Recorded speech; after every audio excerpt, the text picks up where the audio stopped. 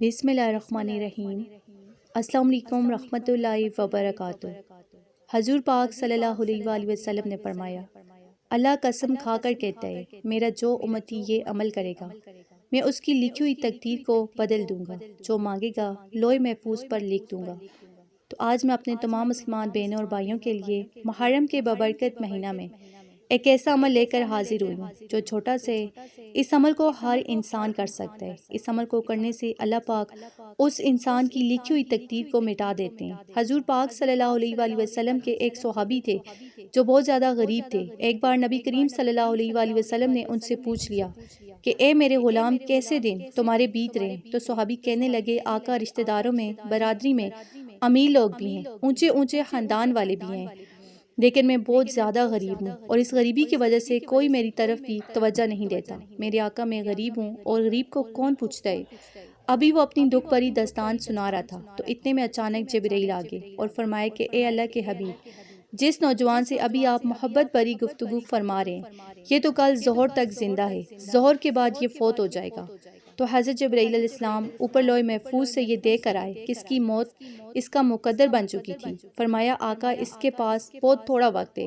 جبرائیل علیہ السلام نے اتنی ہی بات بتائی اور واپس چلے گئے۔ جب فرشتوں کے سردار یہ خبر سنا کر چلے گئے تو نبی پاک صلی اللہ علیہ وآلہ وسلم کی آنکھوں میں آنسو آ گئے۔ پھر آپ نے اس نوجوان سے فرمایا کہ نوجوان، تمہاری زندگی کی کوئی سب سے بڑی خواہش ہو جو پوری کر دی جائے۔ تو اس نوجوان کی آنکھوں میں آنسو آ گئے اور کہنے لگا، آقا، غریبوں کی حسرتیں کیا پوچھتے ہیں؟ آقا، جب سے آنکھ کھولی ہے غریبی ہی غریبی دیکھی ہے۔ اتنا غریب رہا ہوں کہ کبھی زندگی میں میٹھا نہ کھا سکا۔ میری دو حسرتیں ہیں، دو خواہشیں ہیں جو زندگی بھر پریشان کرتی رہی ہیں، جو کبھی پوری نہیں ہوئی۔ آپ صلی اللہ علیہ وآلہ وسلم نے فرمایا، وہ کون سی حسرتیں ہیں؟ تو غلام کہنے لگا، آقا، پہلی یہ کہ ساری زندگی میٹھا نہ کھا سکا، طلب ہی رہی۔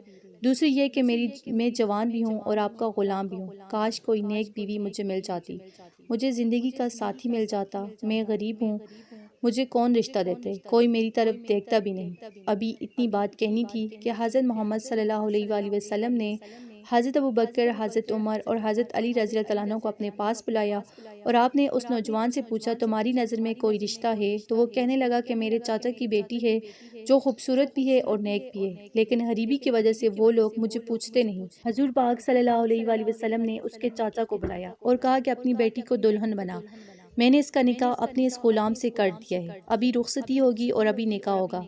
پھر آپ نے حضرت عثمان اور حضرت علی رضی اللہ عنہ کو فرمایا کہ نوجوان کے لیے نئے کپڑے لے کر آؤ۔ کسی صحابی سے کہا کہ برتنوں کا انتظام کرو، کسی سے کہا کہ چرپائیوں کا انتظام کرو، اس کے لیے ایسا حلوہ بناؤ جو پہلے کبھی نہ بنایا ہو، کل اس نے چلے جانا ہے، آج اس کی دونوں حسرتیں پوری کر دی جائیں۔ پھر مسجد نبوی میں آپ صلی اللہ علیہ وآلہ وسلم نے اس کا نکاح پڑھا دیا۔ پھر آپ نے ایک صحابی سے فرمایا کہ تمہارا گھر خالی ہے، تم انہیں وہاں لے جاؤ اور کھانے پینے کا دوسرا سارا سامان بھی وہاں پہنچاؤ۔ تو آپ نے اس صحابی سے فرمایا کہ کل ظہر کے وقت دولہے کے گھر کے پاس چلے جانا اور عصر کی نماز تک اس کے گھر کے آس پاس رہنا، اور دھیان رکھنا کہ اندر سے کوئی رونے کی آوازیں تو نہیں آ رہی، اور اگر رونے کی آوازیں آئی تو مجھے اطلاع دینا۔ وہ صحابی عصر کی نماز تک اس گھر کے ارد گرد چکر لگاتے رہے۔ جب گھر کے پاس جاتے تو اندر سے ہنسی خوشی کی آوازیں آتی۔ جب عصر کا وقت ہو گیا تو وہ صحابی حضور نبی کریم صلی اللہ علیہ وآلہ وسلم کے پاس حاضر ہوئے اور کہنے لگے کہ یا رسول اللہ، وہاں سے تو کوئی رونے کی آوازیں نہیں آ رہی بلکہ ہنسی خوشی کی آوازیں آ رہی ہیں۔ پھر نبی کریم صلی اللہ علیہ وآلہ وسلم سجدے میں گر پڑے اور فرمائے کہ مولا، یہ کیا راز ہے؟ کل جبرائیل نے خبر دی تھی کہ اس نوجوان کی کل ظہر کے وقت موت ہو جائے گی۔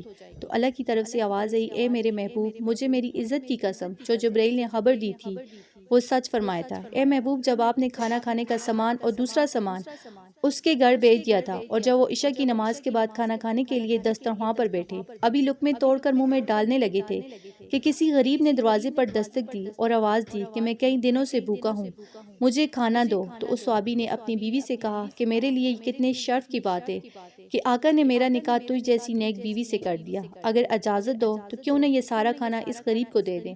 تو اللہ فرماتے کہ اے محبوب، اس نوجوان نے وہ میٹھا جو ساری زندگی نہ کھایا تھا اٹھا کر وہ میرے نام پہ دے دیا۔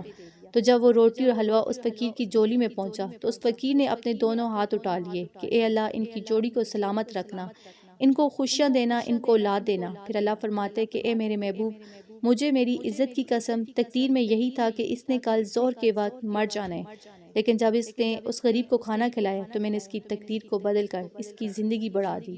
تو آج اگر ہم دیکھیں ہمارے ارد گرد ہمارے ہمسائے میں رشتہ داروں میں بہت سے ایسے لوگ ہیں جو غریب ہیں، غربت کی وجہ سے پریشان ہیں، بیماریوں کی وجہ سے پریشان ہیں۔ اپنے پڑوسیوں میں یہ دیکھیں کہ کوئی بھوکا تو نہیں سو گیا، اپنے رشتہ داروں میں دیکھیں کہ ان کے حالات تنگ تو نہیں، کوئی بیمار تو نہیں جس کے پاس دوائی کے لیے بھی پیسے نہ ہو۔ تو ایسے لوگوں پر نظر رکھیں، ایسے لوگوں کی مدد کریں۔ اگر اللہ تعالیٰ کو آپ کی یہ ادا پسند آ گئی تو آپ کی قسمت، آپ کی تقدیر بھی اس نوجوان کی طرح بدل جائے گی۔ دعا ایک ایسی چیز ہے، ایک ایسی چابی ہے جو انسان کی تقدیر کو بدل دیتی ہے۔ تو اس بابرکت مہینہ میں آپ بھی غریبوں سے دعائیں لیں، فقیروں سے دعائیں لیں، ہر اس انسان کی مدد کریں جو مجبور ہے، بے بس ہے۔ تو اگر آپ کو ویڈیو اچھی لگی، اسے آپ نے لائک کرنا ہے، شیئر کرنا ہے اور چینل کو سبسکرائب کرنا ہے۔ جزاک اللہ۔